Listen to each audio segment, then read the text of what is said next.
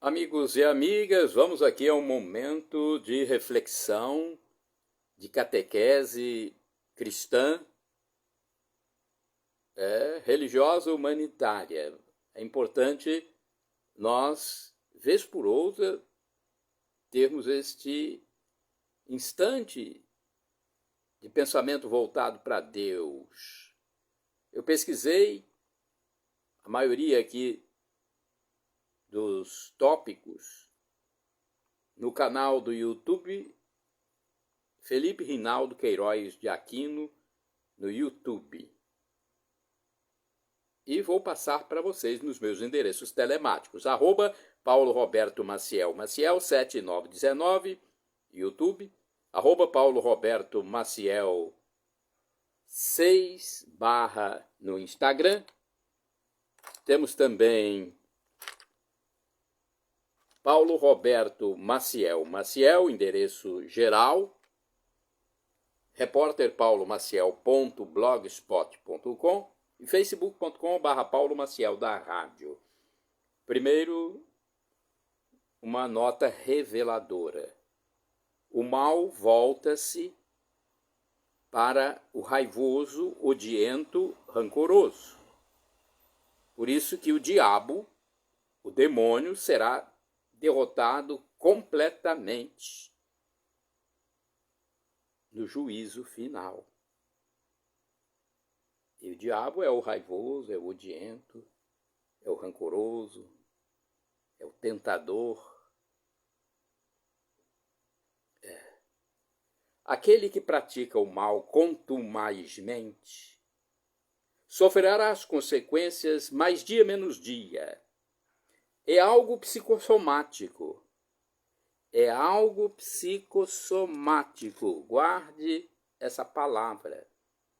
Ele pode agora estar vivendo a troco de medicamentos, fármacos, drogas fortes, mas chegará a hora em que nem isso surtirá mais efeito. Algo acontecerá de muito triste ao portador das mágoas, da ira, atingindo também, infelizmente, muitos indivíduos à sua volta. Olha, esse escrito foi produzido em 3 de março de 2025. Agora vamos à catequese cristã. Jesus sempre soube do que ia acontecer com ele.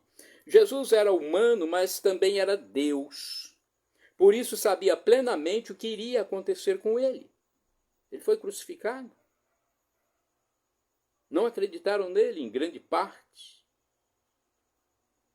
Pelo menos 3 vezes é dito nos evangelhos que ele iria para Jerusalém e seria morto. Assim, não há dúvida de que estava ciente do que lhe esperava.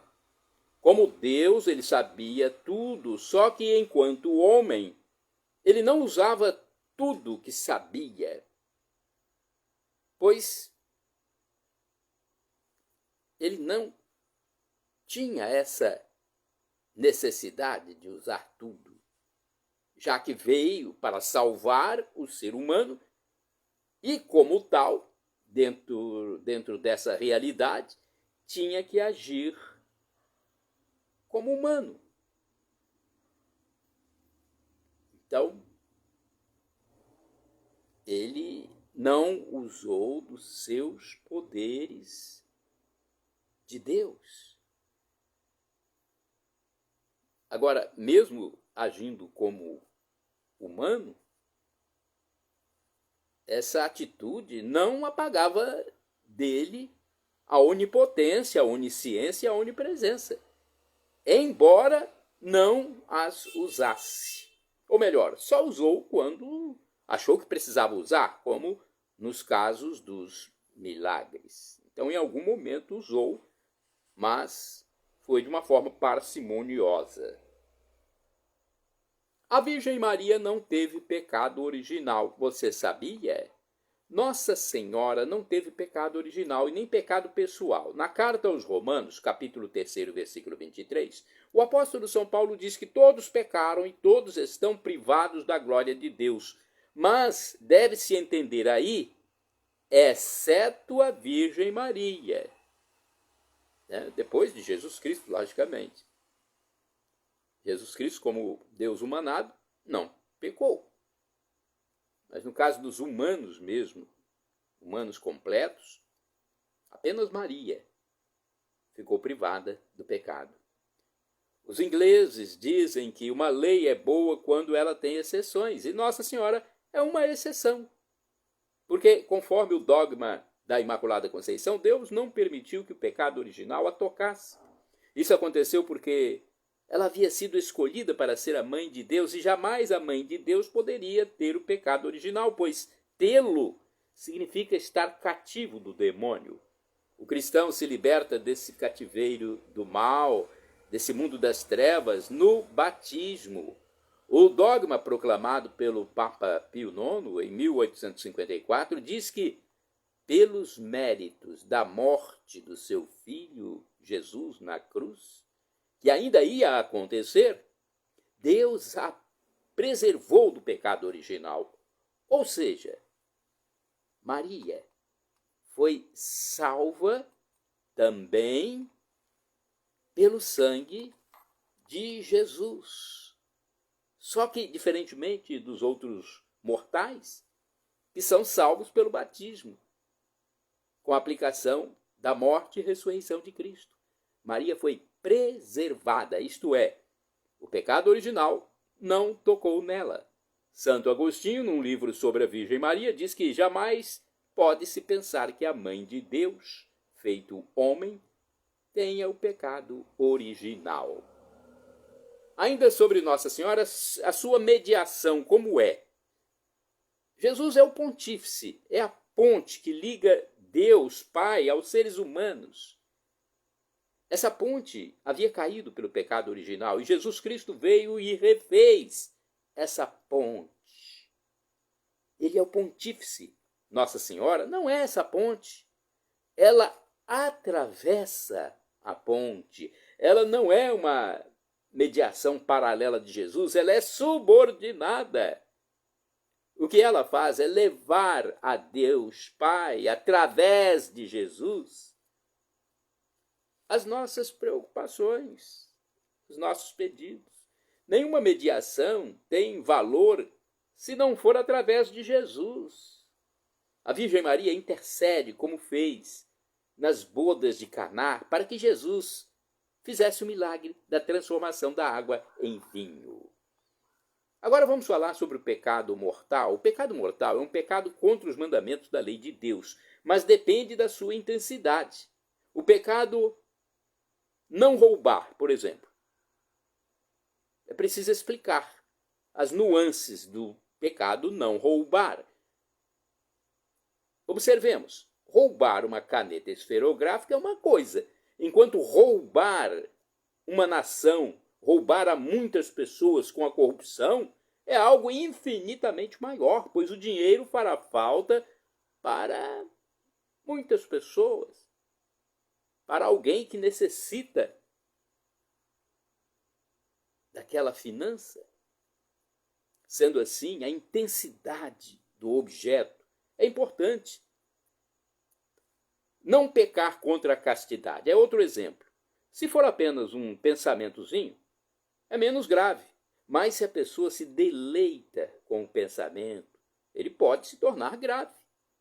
É preciso ver a quantificação e a intensidade. Por isso, na Igreja Católica, tem a agravante e a atenuante quanto à questão dos pecados. Após a morte, o julgamento será pessoal. Você sabia? Cada ser humano será julgado por Deus de maneira diferente após a morte física, após essa passagem pela terra, essa passagem efêmera. Cada um vai receber a sua recompensa no tribunal de Cristo, conforme o bem e o mal feitos na vida terrena. Isso está na segunda epístola de São Paulo aos Coríntios, capítulo 10º, versículo 5º. O pecado confessado ao sacerdote na Igreja Católica, com a absolvição, não aparecerá mais.